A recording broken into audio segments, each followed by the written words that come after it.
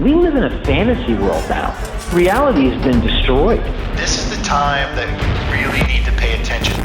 The probabilities are overwhelmingly on gold's side. That is the best environment to see gold increase its value.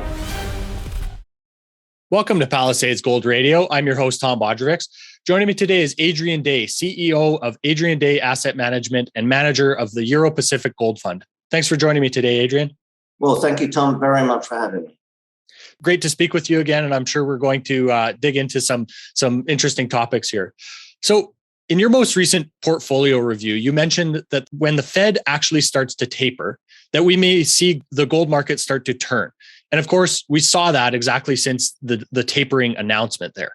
But this week, seemingly the announcement of Powell's renomination, we have quickly lost all of those gains. So is the market, to you reacting to more of the same dovish policy to come, or could it also be the options expiry price movement coming into the end of the month as well? Well, I think the options expiry is obviously one factor, but no, I think much more important is the market's impression of the Fed and Fed policy. So just to back up a second, if I may, to me, the fundamental or the thesis, if you like, was that the Fed's bark is worse than its bite.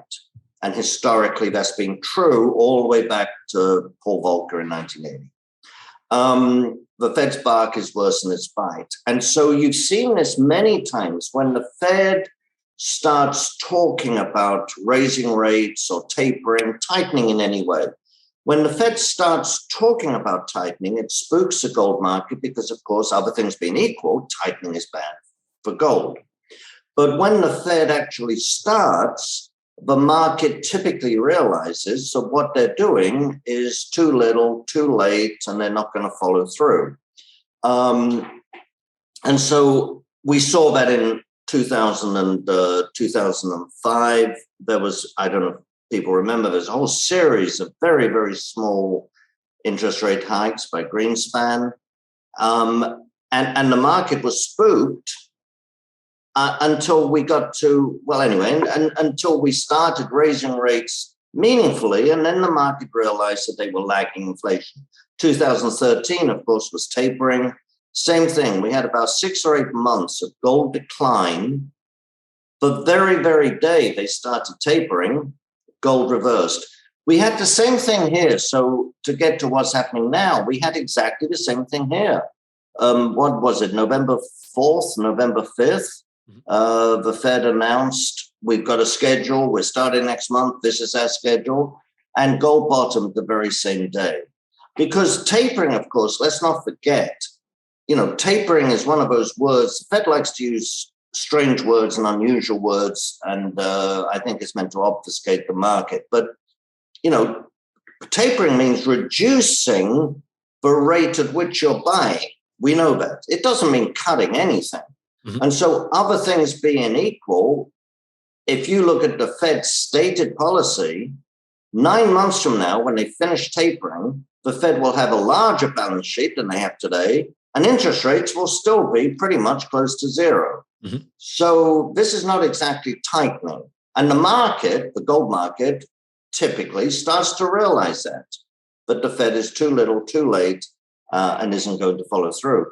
I think what happened to some extent in the last couple of weeks, I think the renomination of Powell was one factor, but I don't think that's the most important factor. If you look at gold, gold had one of those $40 8 a.m. crashes even before the announcement that Powell was renominated. So when the announcement was made, you had a bearish sort of framework on the market. And I think those things are very, very important, what the framework to the market at any given moment is. If you have a bearish framework, then something happens, the market's more likely to react badly. And let's face it, I'm just looking at the gold, we'd had $100 on the gold price in, 10 days. So arguably it was primed for a fall. But I think more importantly than Powell being renominated, because look, let's face it, as someone said to me recently, I think I missed the memo that Powell was a hawk. I mean, Jerome Powell could not have been more dovish over the last 2 years. And in fact, since he was first nominated, he couldn't have been more dovish. Mm-hmm. So renominating him is hardly bad for gold. I think what's happened in the last week or 10 days, however, has been more and more Fed officials, members of the Federal Open Market Committee, as well as regional presidents, as well as former Fed officials. But you've had several Fed officials come out and say, perhaps we should consider tapering faster, and perhaps we shouldn't wait so long to raise interest rates. Mm-hmm. And the sort of consensus in the market now is that we're going to get 2 or even 3 interest rate hikes next year.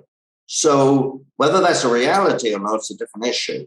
But the market has suddenly become more cautious on tightening. And again, it's the same thing I mentioned earlier. The Fed's bark is bad for gold. So I think that's what happened here. But we'll see. I mean, it may well be that the Fed will speed up tapering a little bit.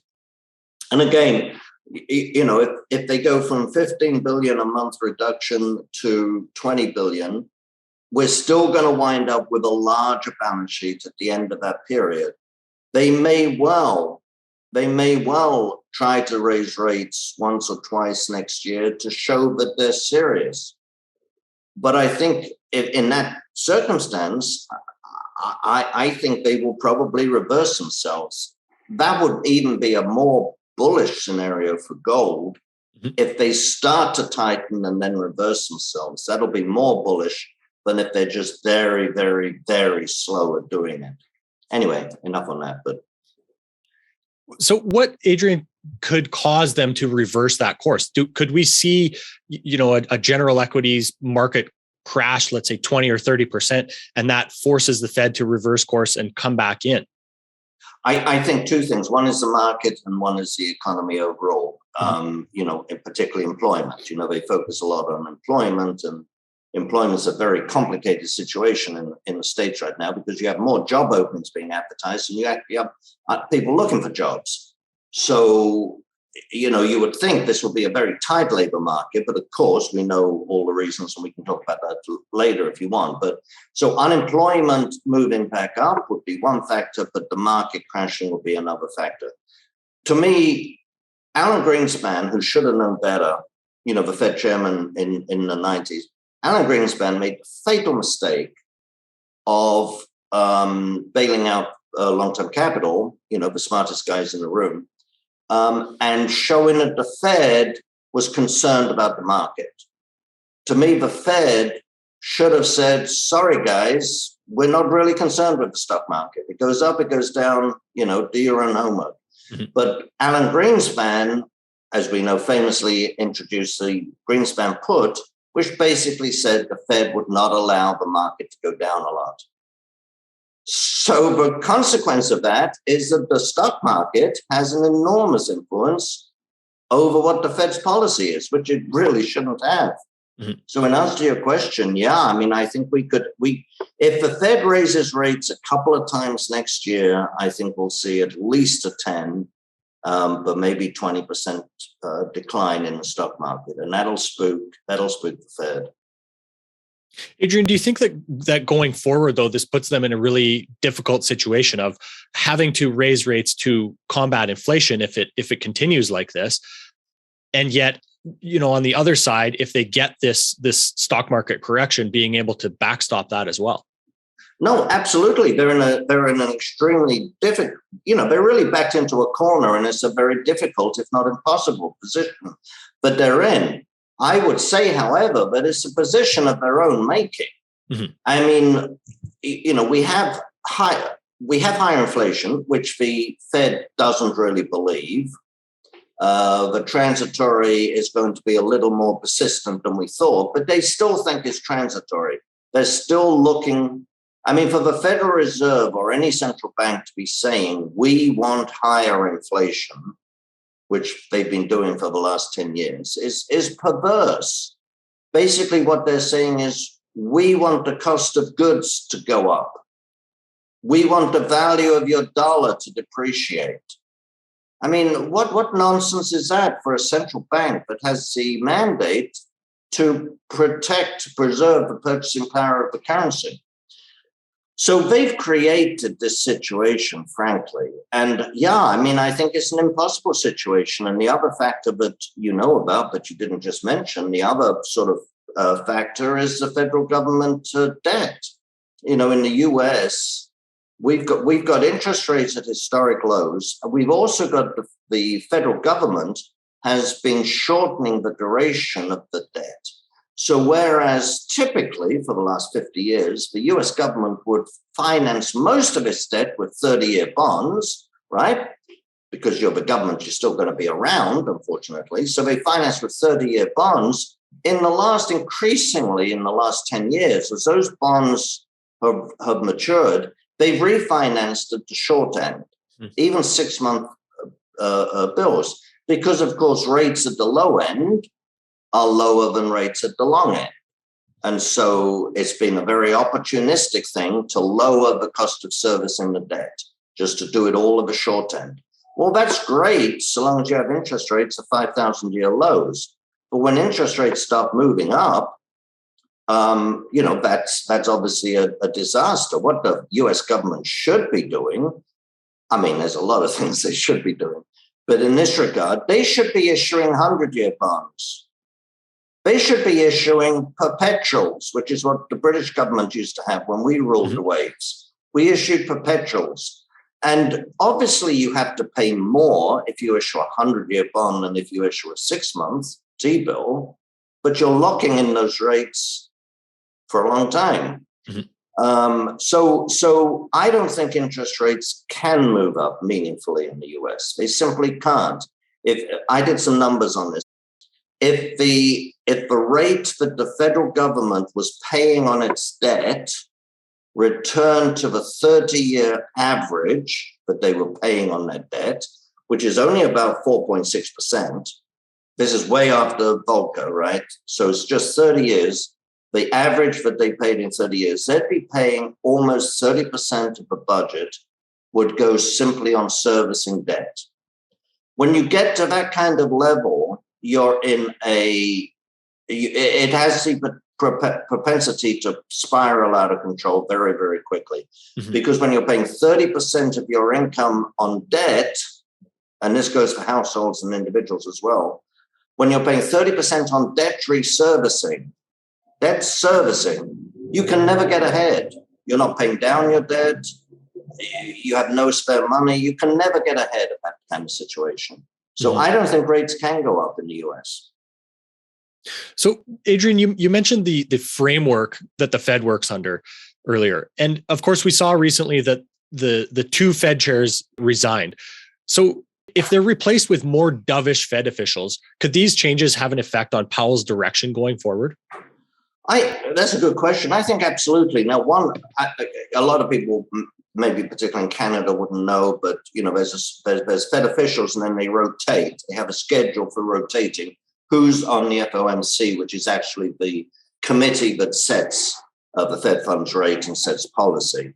And so they rotate. So you can have a very influential Fed president, regional president. You can have a very influential one making comments, but if he's not on the FOMC, it doesn't have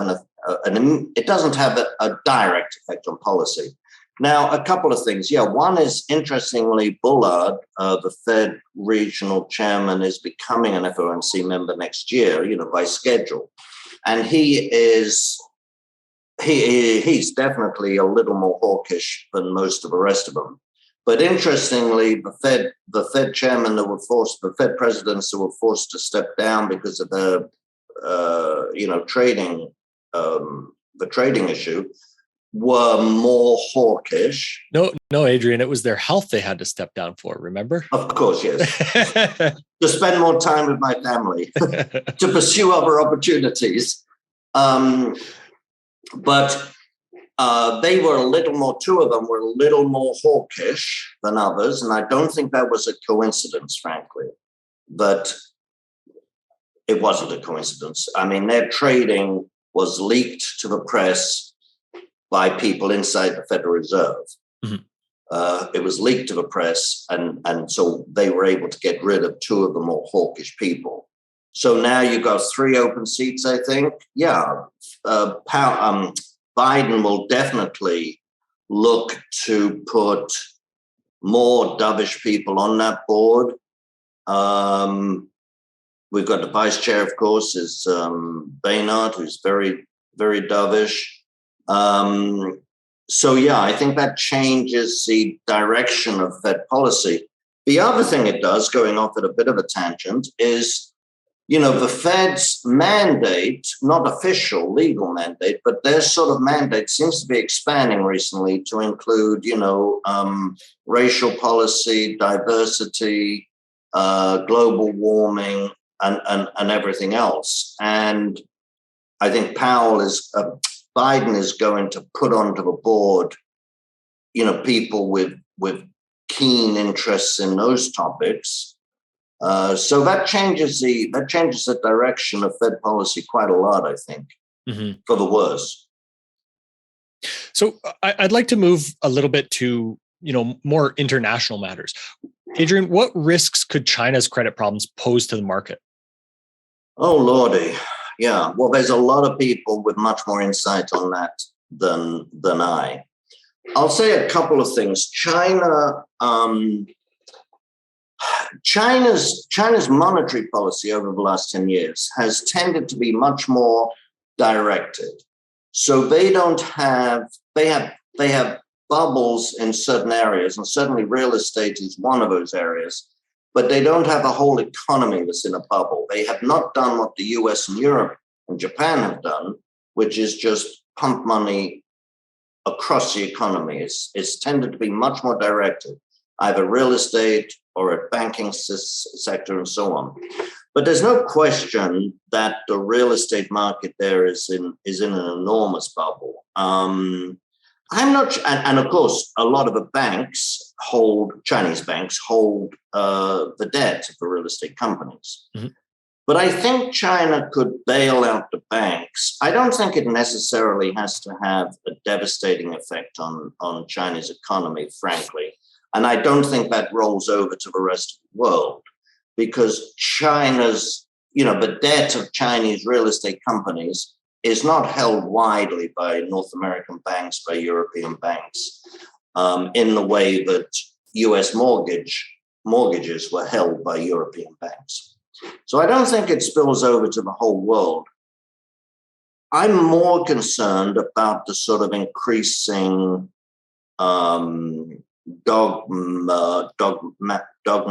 dogmatic approach of Chairman, I can never pronounce Chinese names. Chairman Xi, right? Xi, yeah.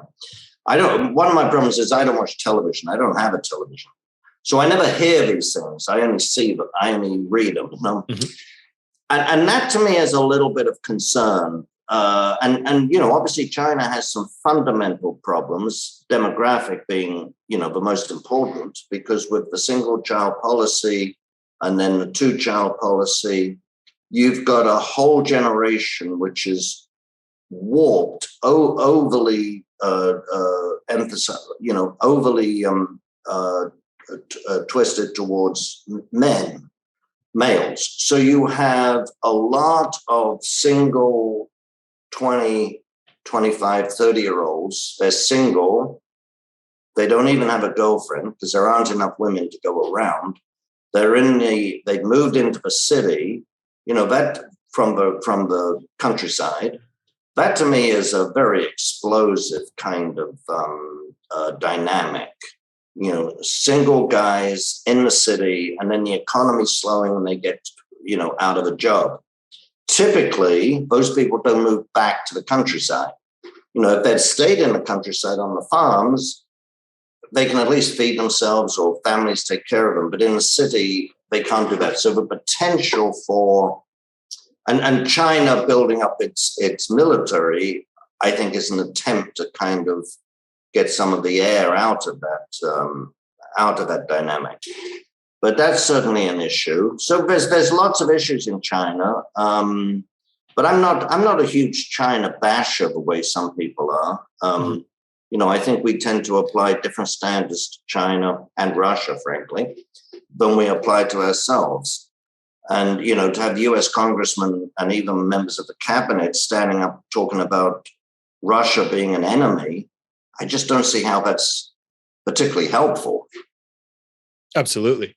But that's a different issue. So you wrote about China's slowing growth in the review as well. Do you see that factoring into the commodities supercycle narrative that we have heard that we're supposed to be just entering?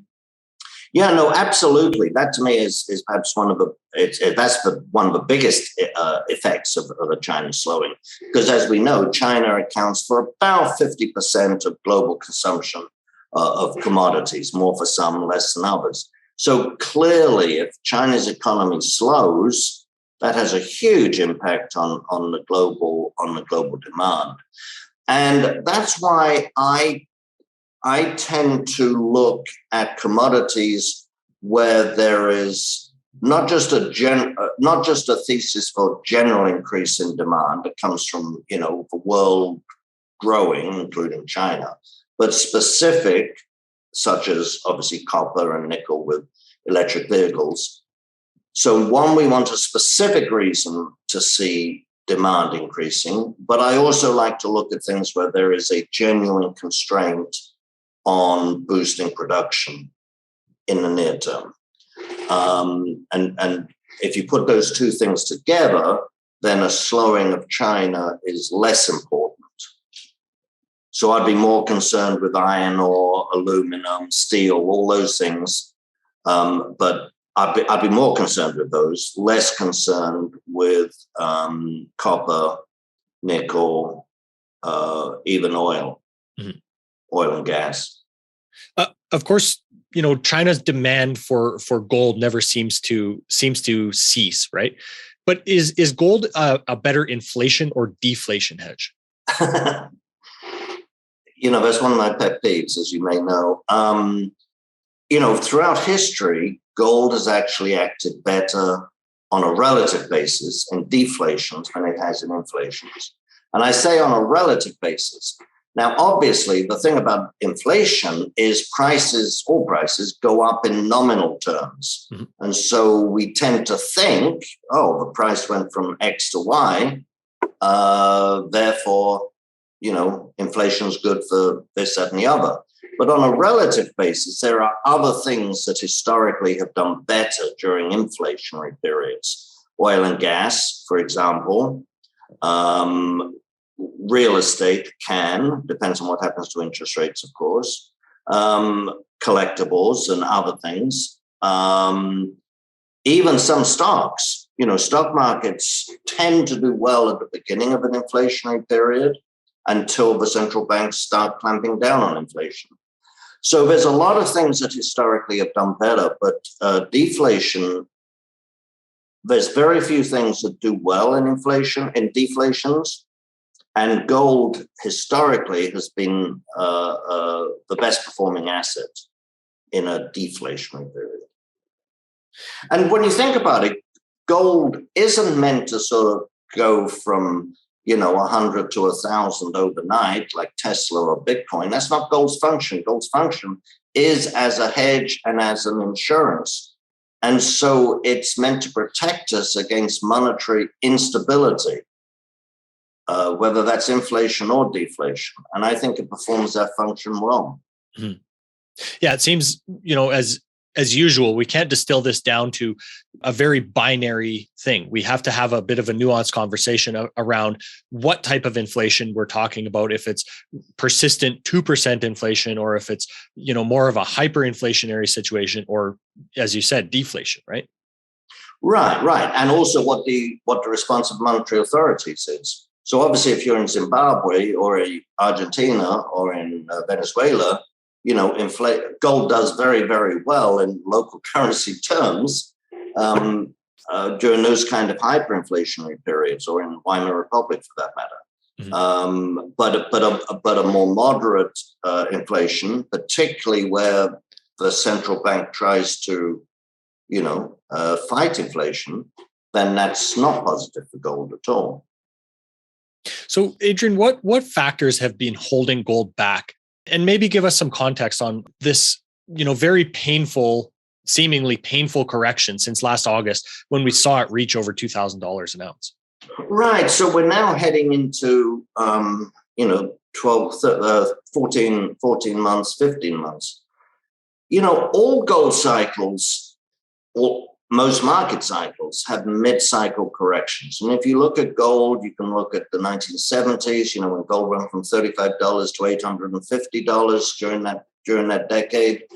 But in the middle, in 75, 76, we had 18, 20 months when gold went from almost $200 back to $100. I mean, it fell by 40% over a period of, as I say, about 18 months. That's a pretty painful correction. Now, what we've experienced so far in terms of length is approaching that. In terms of percentage decline is nowhere near it. I would argue that gold has actually held up remarkably well. If this is a mid-cycle correction, and I think the cycle started at the end of 2015, when gold was at 1045 or 1050. So it's up 70%, 80% since then.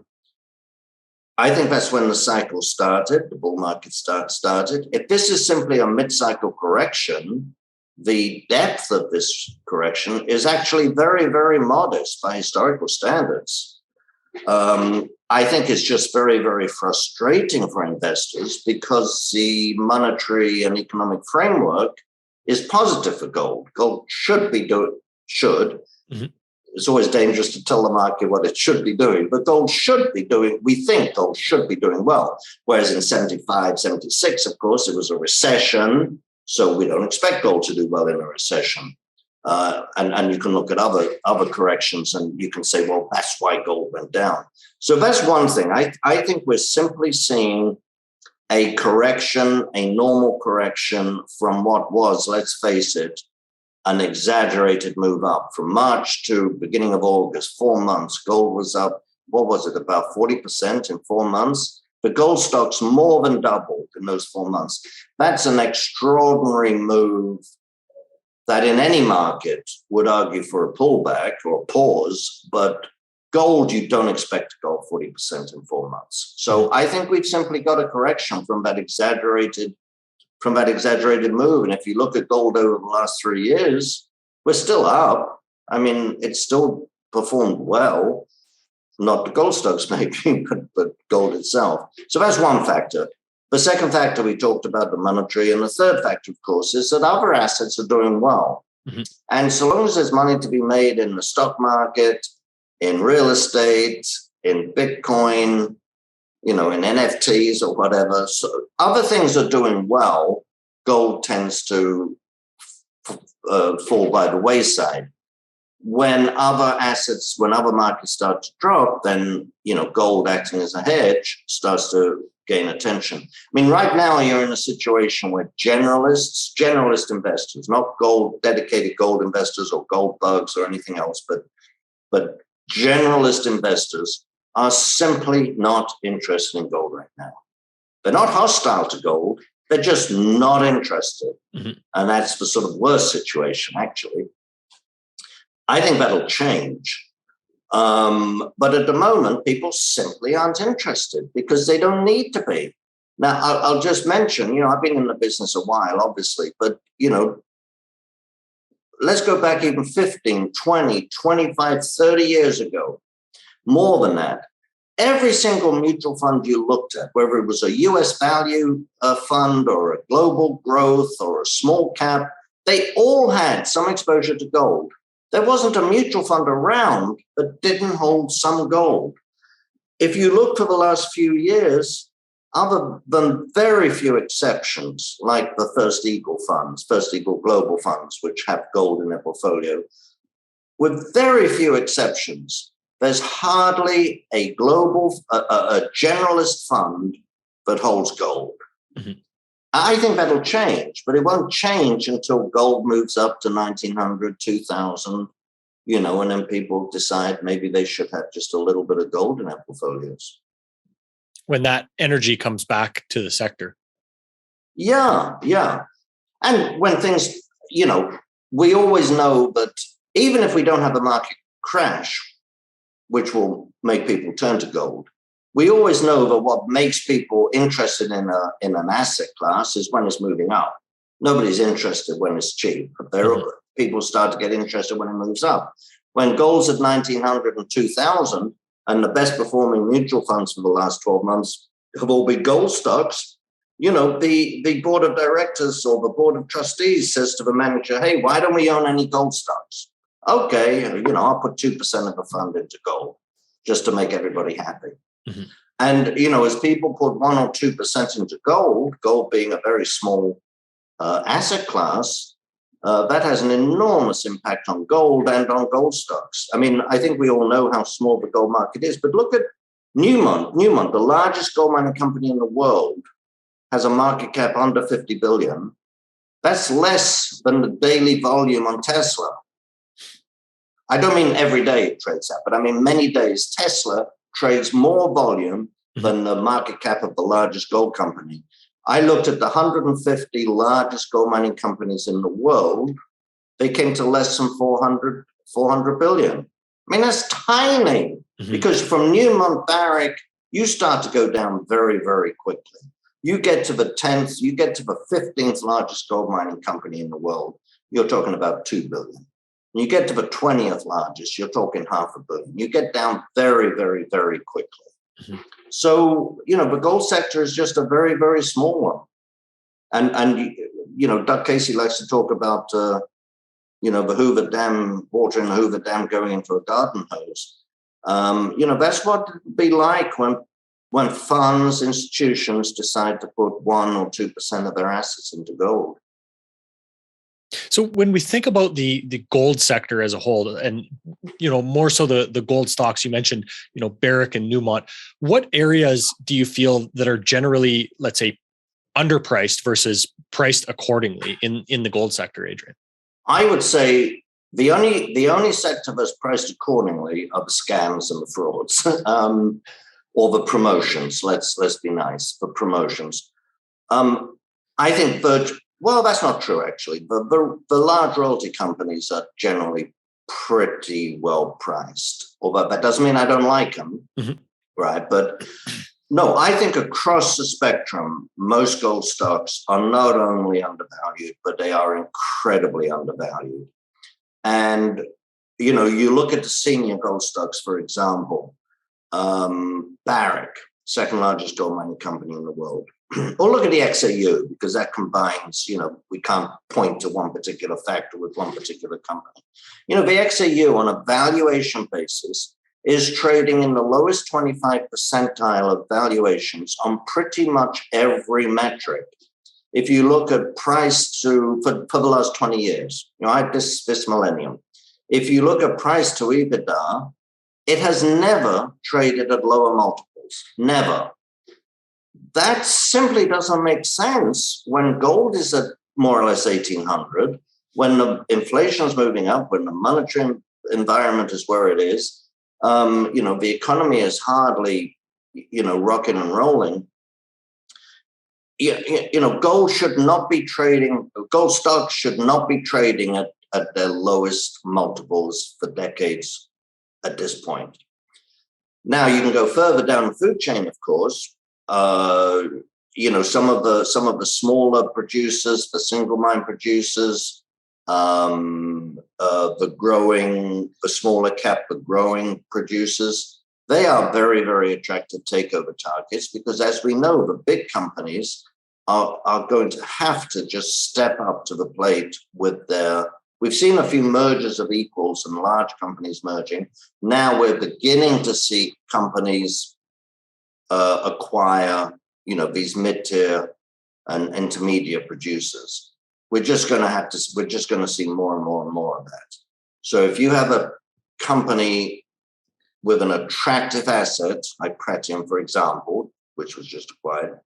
But if you see a company like that, an asset like a company with one good asset, it's going to be acquired at some point. And then, of course, the exploration companies, I mean, that's how we find new assets, is by exploring. And those things are just incredibly undervalued right now. I think there's going to be, so what am I doing? Well, the first thing I look at is if gold starts to move, we know that the major producers are the more certain to move and the first to move. You know, we could buy 5 of the big companies, Newmont, Barrick, Agnico, Kinross, whatever. Goldfields. You could buy 5 of the big companies, and if gold goes to 2,000, you can be pretty darn certain that portfolio of 5 companies will move and move well. You could buy 5 exploration companies, and you couldn't be quite so certain that they will respond. Mm-hmm. So the seniors are the first to move and the more certain to move. So we're still focusing on the seniors, frankly, when they're at these prices. I do, however, think there's going to be a very compelling opportunity in some of the junior exploration companies over the next 6 weeks from tax loss selling. You know, in Canada, you can take a tax loss and apply it retroactively. You can't do that in the States. So if you have a gain this year, you have to take your loss this year. You can carry forward your loss, but you can't apply it retroactively. Mm-hmm. Given the gains that people have this year, right? They have a lot of gains in the market, in Bitcoin, in real estate, and other things. And given the fact that US tax rates are likely to go up next year and go up significantly, which makes some people, like Elon Musk, for example, think that maybe this is not a bad time to actually take some profits off the table because next year I'll have to pay more in capital gains, you're going to have a lot of people looking for tax losses. And the truth is, gold stocks are about the only place where they can find tax losses this year. You can normally rely on oil stocks to give you tax losses, but not this year. So gold stocks is it. So, you know, I've been looking at stocks that didn't give people a good opportunity for tax loss selling last year, right? But this year, most people who bought them are at a loss, or the preponderance of people who bought is at a loss. I think those things are going to be very, very susceptible to tax loss selling. And we know some of his juniors, we know that the volumes are so thin. And the other thing I'll say is when you've got an investor who decides to take profits on a stock because it's gone up a lot, he's very precise about the limit. Most people are. They'll tell the broker, I want to sell at 51.50. Mm-hmm. Well, it's at 51.49 right now. No, I want 51.50. When you're selling for a tax loss, I know it because I get it from my clients. Brokers tell me they get the same thing. Sell my losses. Well, shall I use a limit? No, I want a loss. Sell my losses. And people are much more, I was going to say cavalier, but they're much more willing just to dump their losses. Mm-hmm. Now, we know how thinly traded some of these are. You know, if you've got a dollar stock trading 10 or 20,000 a year, it only takes one guy to decide, or lady, to decide to dump the position and the stock goes down. Mm-hmm. So typically, tax loss selling really picks up the first, second week of December. You see, second week of December is when you get, you know, the extreme prices. And I'll be looking for that this year. To pick up some of your most attractive. Up some, yes, mm-hmm. Sorry. Yeah. As an opportunity to buy.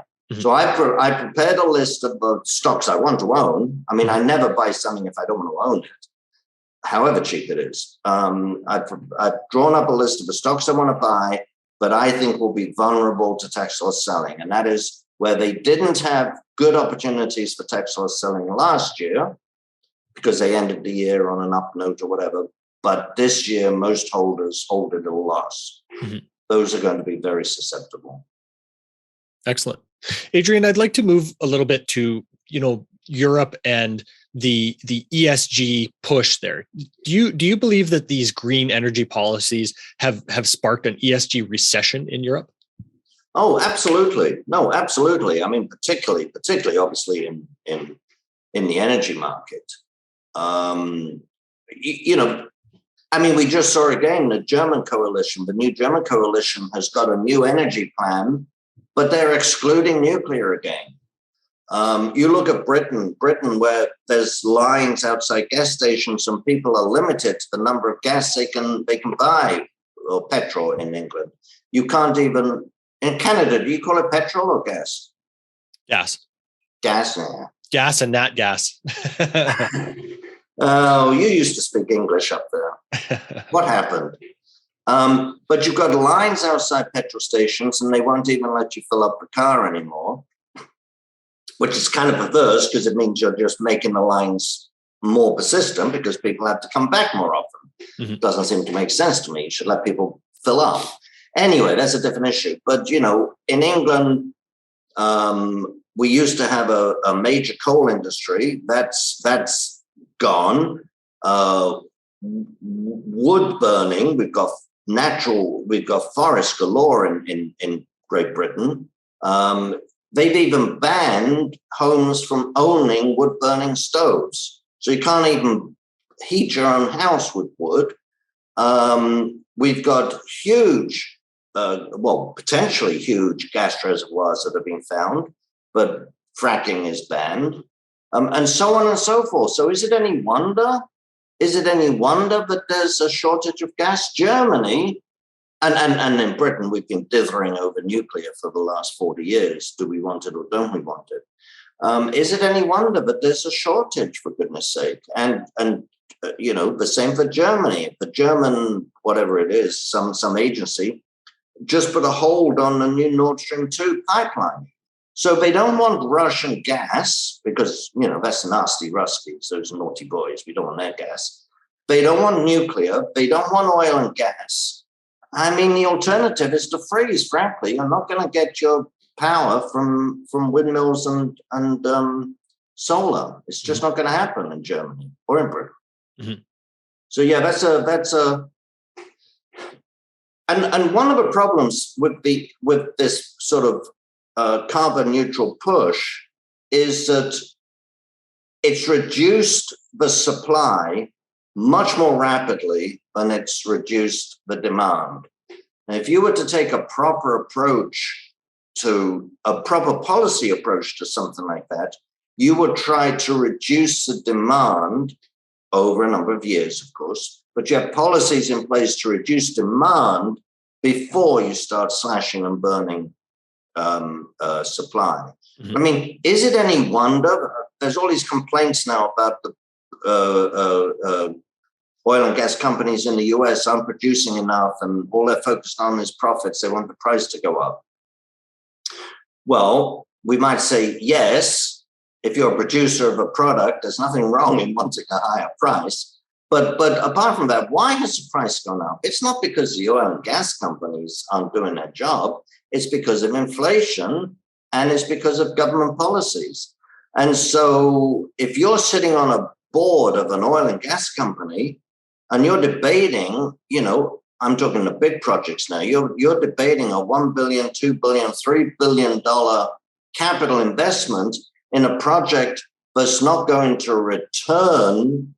It's not going to not even start generating, but it's not going to make a profit. It's not going to pay off the capex for 5, 6, 7, 8 years. Are you going to do that? Of course you're not. You're not going to spend that money. And that's why we're not seeing the capital investment in oil and gas. It's interesting to think about that supply-demand dynamic. And you would think that maybe you can't necessarily dampen demand, but you would think that to make that a smoother transition, you would at least have the supply consistent with what you have been supplying to the market, right? No, absolutely. And they just didn't do that. The big push was to cut production. And this is the result. Mm-hmm. And of course, nuclear is a clear, nuclear has to be, if you want fewer carbon emissions and you want the the lights to come on when you flick the switch. Nuclear has to be the major part of that solution. And a lot of the world has been very, very slow at seeing that. The problem with nuclear, in people's minds, nuclear is so dangerous. You've got two issues. One is nuclear accidents, and one is, the spent nuclear rods, which have a very long, as we know, they have a multi-century life while they're still potentially dangerous. So those are the two main issues. Now, with the issue of nuclear being dangerous, it's just plain wrong. The problem is that every time you do have a nuclear accident, like Chernobyl or like Fukushima, they are big, right? They cause a lot of damage. But if you look at nuclear power over the last 30 or 40 years and compare it with the number of people that die down coal mines, or the number of people that die, in any kind of mine, frankly, but in the number of people, it's one of the safest forms of energy out there. I liken it to a plane crash. If there's a plane crash, 300 or 400 people die in its headlines. But we have more than that people die in major cities every day on the cars. But it's not considered, it's not a headline.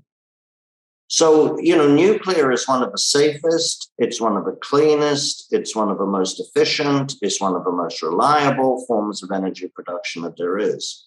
It just has to be part of the solution. That sounds like a politician, doesn't it? Part of the solution. You just have to have nuclear in the future. Well, and there's a major argument to be made that if we weren't so, negative and had this negative predisposition to nuclear, that we would have much better technology in place by now that would have, very likely avoided some of these major accidents, right? Well, of course. And Chernobyl, maybe the solution there is don't carry on with old Soviet era nuclear power plants long past their sell-by date. You can look at a lot of Soviet era technologies, whether it's automobiles, whether it's mines, and they are not up to normal standards. So that's one argument. The other argument is the other solution is don't build a nuclear power plant, on top of an earthquake zone in the path of tsunamis. That would be another sort of reasonably good thing to do.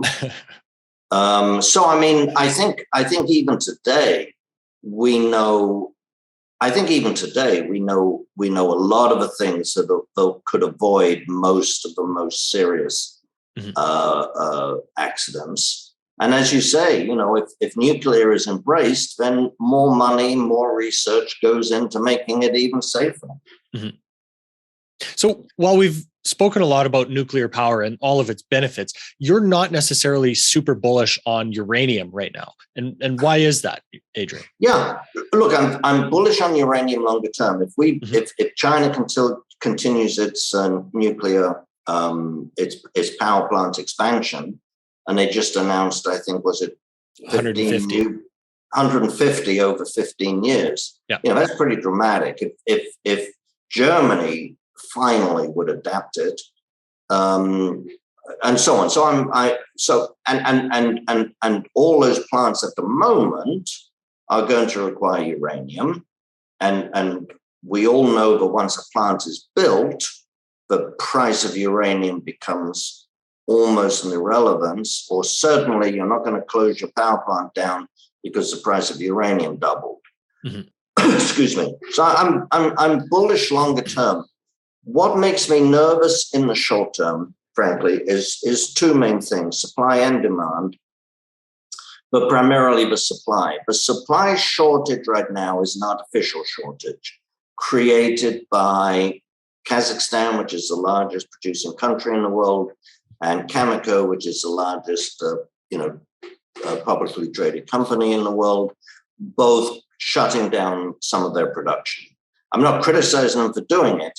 I'm just saying the shortage is a result of those two large players actively, deliberately shutting down production that could be on the market, right? Wasn't shut down because of a problem or an accident. It was shut down in order to boost the price. And the problem with that is it can be reversed. And it can be reversed. Kazakhstan had just recently said they have no intention of boosting their production in the near term. But things can happen. You know, the economy in Kazakhstan, I don't know much about Kazakhstan, goes into a tailspin, you know, and they want more revenue. A new government comes in that decides they have, you know, grandiose spending plans. Lots of things can happen. My point simply is that there is capacity that can come onto the market in a reasonably short period of time. You know, maybe in a period of 4 or 5 months to get mines back up and running, existing mines back up and running.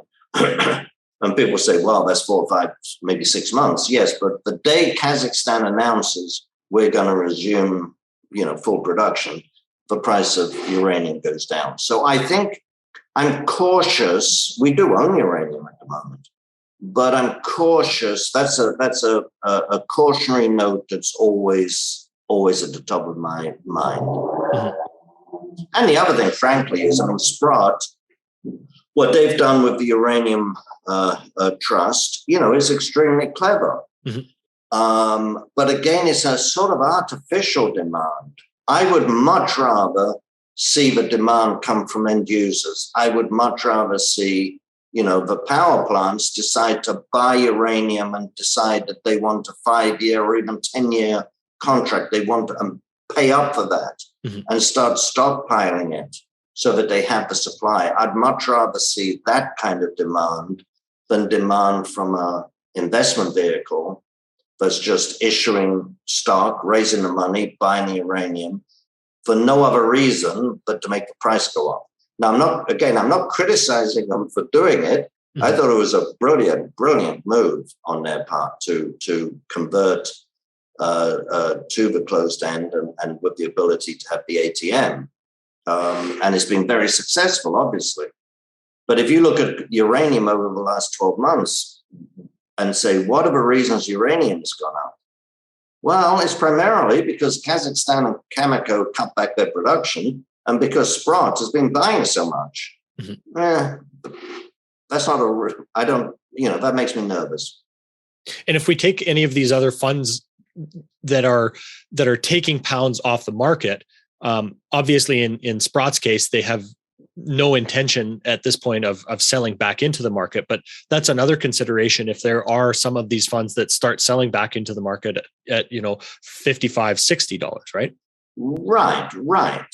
Yeah. Now that'll happen at some point. This will all reverse and undo itself at some point.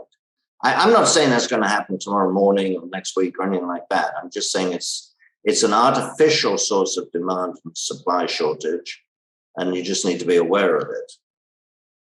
So contrasting, let's say, the uranium story with something that is more inelastic that you believe, how are you looking at the copper supply at this point, and how does that story play out, looking in the midterm, let's say in the next 5 years to you, Adrian? Yeah. Well, no, good question.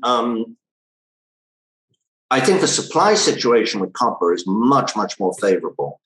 The thing about a copper mine, we're all in the gold market, right? And we're all used to gold mines. And, if a gold mine has 1 million ounces and it lasts 10 years and then maybe has 100 million capital and they can come on stream within, 18 months of construction starting. We're used to that kind of thing. Copper mines are completely different beasts. They are huge. Most of the copper in the world comes from these huge, massive, and frankly old mines. Now, to build a new copper mine is talking billions of dollars, not 100 million, 200 million. It's talking billions of dollars. It takes, first of all, a board of directors making a decision to spend that much money wants to be, it's a much more difficult decision and takes longer. But from the time from the time a board of directors makes a decision to go ahead with a large project, you're talking a minimum of 5 years before it's producing.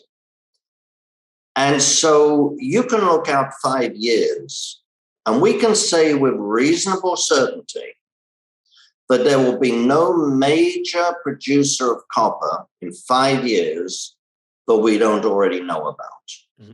Now, some of the mines may step up production a little bit. Some of the mines the production will fall back, right? We can't predict accurately, but what we can say is that in 5 years, there'll be no major source of copper that we don't already know about. And so the numbers, you can do the numbers, and you can say that so long as China's economy doesn't completely fall off a cliff, we can see a reduction, but so long as it doesn't completely fall off a cliff, we simply will not have enough copper at today's price. Mm-hmm. We won't have enough copper in 5 years' time for the anticipated demand. And so what that means is, I don't like to use the word shortage, because in a free market, there aren't shortages. Shortages are taken care of by higher prices. Mm-hmm. But the copper story is very, very clear.